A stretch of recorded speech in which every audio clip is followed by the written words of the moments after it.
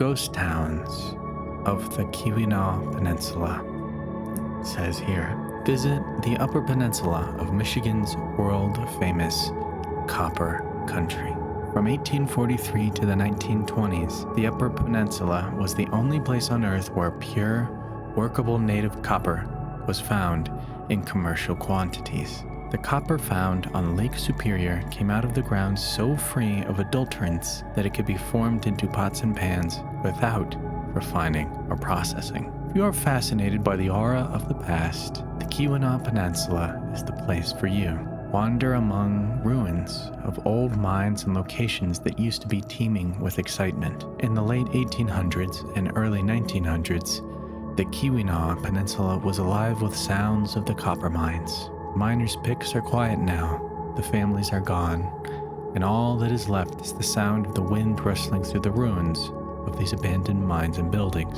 Warning, I guess by the red text here, do not enter the buildings or ruins. Many of the mining towns of the once thriving Copper County are all but deserted. All that remains are a few old mine shafts, piles of tailings, some deserted houses over 100 years old, and broken foundations and rubble. Villages were built at the site of the mines and were known as locations. Sometimes, at the cliff mine location, all you will see is a grassy clearing, apple trees, and maybe an old cemetery. Some of the locations are still small towns, but you can pick out the old mining buildings by their foundations and the narrow siding on the houses. Other locations have a few people living in the area. A few of the old mining houses are used by summer residents. Recapture the aura of the mining era when the copper was king by walking or driving through some of these ghost locations. Conditions in the late 1800s and early 1900s were tough, and these men, women, and children were strong and courageous. Winters were long and hard. Supplies were brought in by boat and had to last all winter, and conveniences were few. But these people from all over the world established homes, churches, schools, and provided the country with the purest copper known throughout the world. Central Mine. One time, Central Mine, opened in 1854, was a top copper producer. It was located in an ancient mining pit along an outcrop below a green stone bluff. Remains of this town are located on the west side of the Highway 41, just 4 miles north of Phoenix. Cornish miners and their families flocked from Britain. With their extensive mining knowledge, they helped make this a successful venture. There are several buildings still standing, most of them occupied by the summer residents.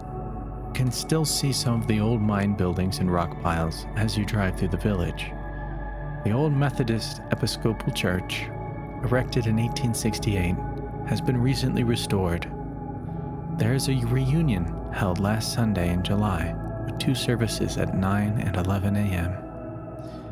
Many descendants of the original miners form the majority of the congregation on Reunion Sunday, but visitors are always welcome.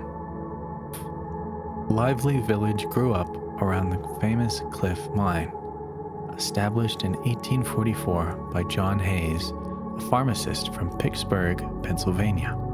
It's the first profitable mine in the Keweenaw. At its peak, 840 men were employed. Great copper masses were found regularly at the Cliff Mine.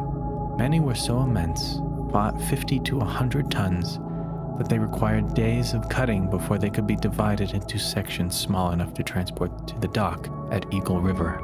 The cliff produced over 40 million pounds of copper. The village was clustered around the mine at the base of the cliff, where a cemetery still exists across the west branch of Eagle River.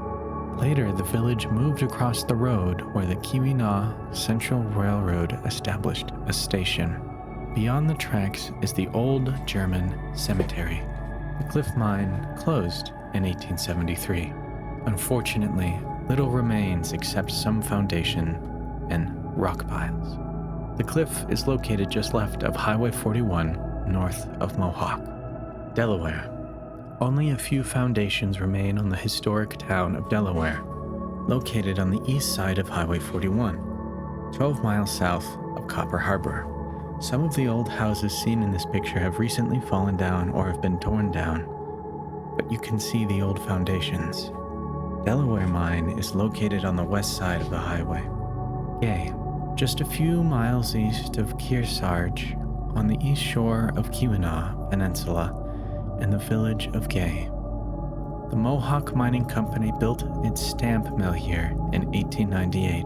Gay is located at water's edge because water was needed for the flotation method, separating copper from ore, and the large lake offered ideal dumping ground for the tons of residual stamp sand. By 1932, the stamp sand went out a mile past the original shore. Gay was named for Joseph E. Gay, one of the founders of the Mohawk and Rovorian mining companies. The 265-foot Gay smokestack still stands and serves as a landmark for boaters.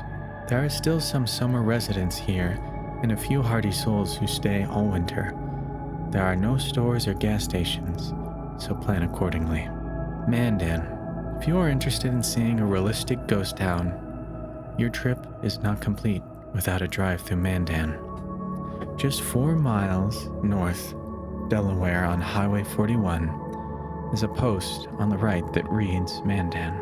Turn east and follow the little dirt road for a few feet, and you will see the old buildings left from once a thriving mining town. Unfortunately, the old house at the top of the small hill remains as one of the double houses that were built at the time. Has been torn down. Turn right on the dirt road and go around the foundation of what was probably the old general store on your right hand, and you are on the main street of Mandan. If you keep going down on Main Street and turn to the right, you'll be back on Highway 41. This was the site of the Mandan Mining Company, 1863, and was home at one time to about 300 people. At this time, there are 3 or 4 houses left that are apparently used by summer residents, and you can see many old foundations and the remains of some unfortunate houses that have collapsed. At one time, there were 10 houses in double rows on each side of Main Street.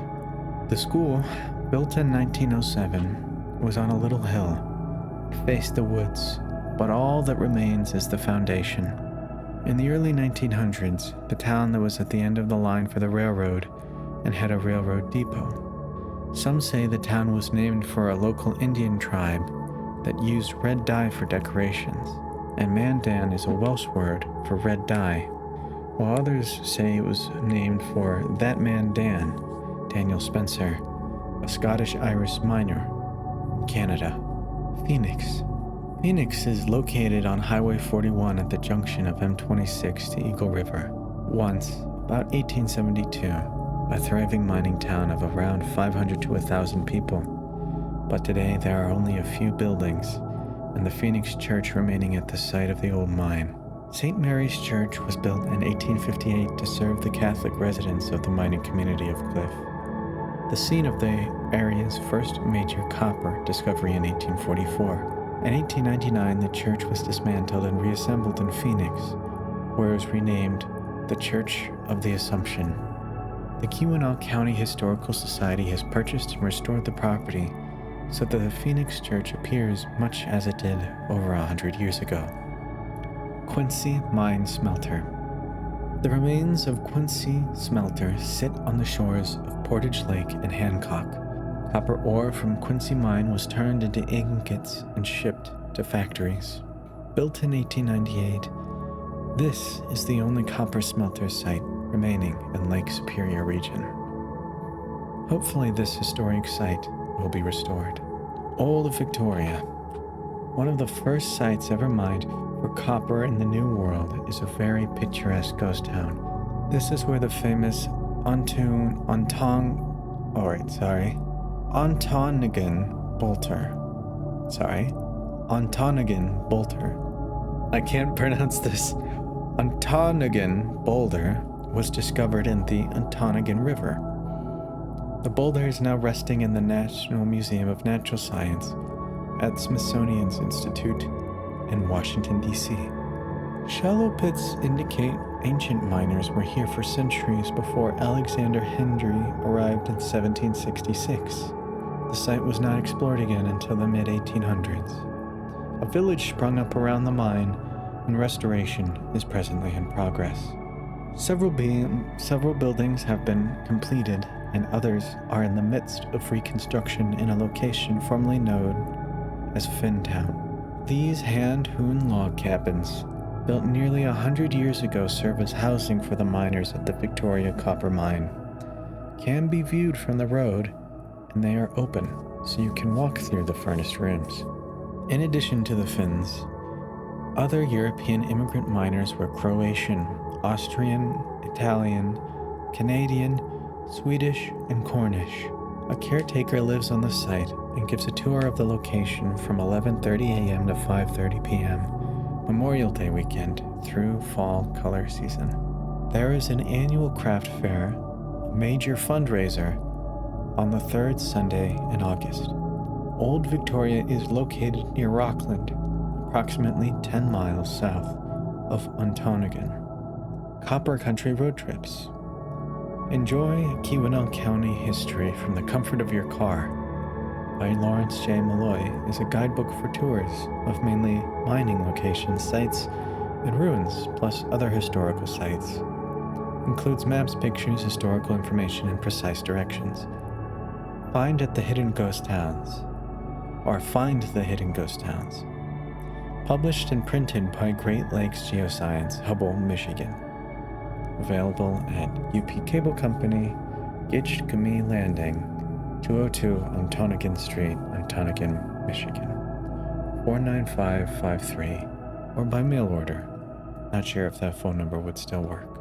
Are there ghosts roaming the old ruins and lighthouses in the Upper Peninsula? Who knows? But that is our page on the ghost town, or ghost towns, of the Keweenaw Peninsula, Michigan's world-famous Copper County. All right.